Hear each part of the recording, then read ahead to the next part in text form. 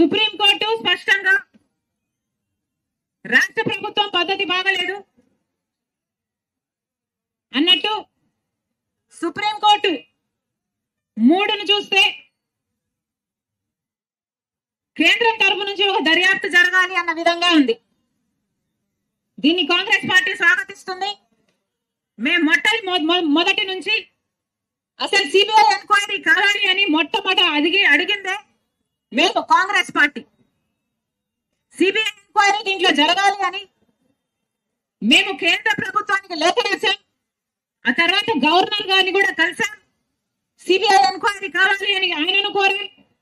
ఆ తర్వాత chief justice of India supreme కోర్టుకి కాంగ్రెస్ పార్టీ సుమోటో కింద దీన్ని తీసుకోవాలని, దర్యాప్తు జరిపించాలని లేఖ కూడా రాయడం జరిగింది.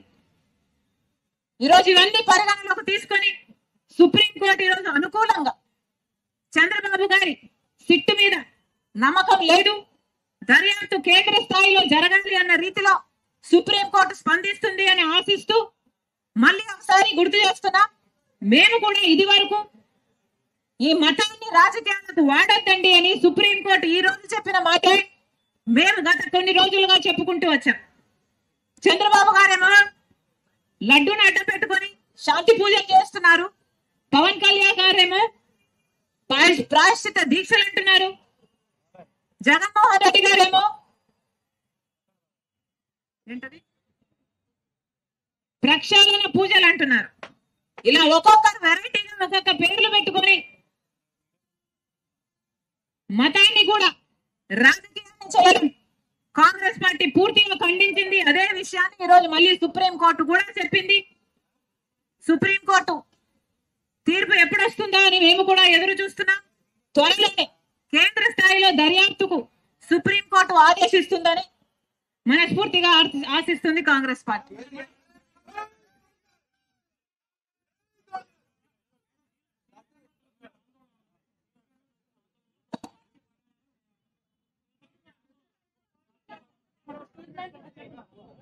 ఇప్పుడు వెళ్తున్నాం స్టీల్ ప్లాంట్ కి, మేము కూడా వెళ్తున్నాం, మీరు కూడా రావాలని కోరుకుంటున్నాం. ఈరోజు స్టీల్ ప్లాంట్ లో జరుగుతున్న అన్యాయం ఈ రోజు మొదలైంది కాదు. స్టీల్ ప్లాంట్ కు కాంగ్రెస్ పార్టీ రావడానికి కారణం, ఆ ప్లాంట్ నిలబడటానికి కాంగ్రెస్ పార్టీ కారణం. ఒకప్పుడు కాంగ్రెస్ పార్టీ హయాంలో, రాజశేఖర రెడ్డి గారి హయాంలో 7 మిలియన్ టన్స్ ఉత్పత్తి జరుగుతుంటే ఈ రోజు కేవలం 1 మిలియన్ టన్ మాత్రమే ఉత్పత్తి జరుగుతుంది అంటే ఏ స్థాయికి దిగజార్చారో అర్థమవుతుంది. మేము పోరాటం చేస్తున్నాం. ఆ కార్మికుల కోసం అయితేనేమి, స్టీల్ ప్లాంట్ కోసం అయితేనేమి కాంగ్రెస్ పార్టీ నిలబడింది. దీని తర్వాత అక్కడికే వెళ్తున్నాం. మీడియా వాళ్ళని కూడా అక్కడికి రావాలని కోరుతున్నాం.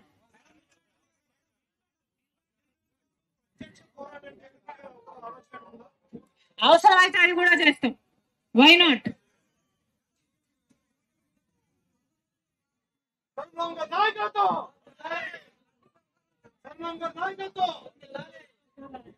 ఈ అనుమానం మేము ఇప్పుడు కాదు, చంద్రబాబు గారి 100 రోజులు కార్యక్రమం చేసుకున్న వెంటనే కూడా మేము స్పందించాం.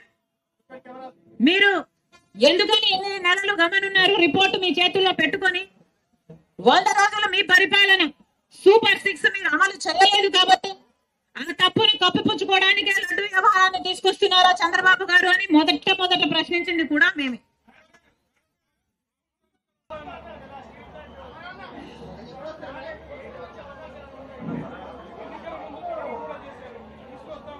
కాంక్రీట్ ప్లాన్ అంటూ ఇప్పటి వరకు ఏమీ లేదన్నా, కానీ అవసరమైతే రాహుల్ గాంధీ గారు తప్పకుండా వచ్చి పోరాటం చేస్తారు.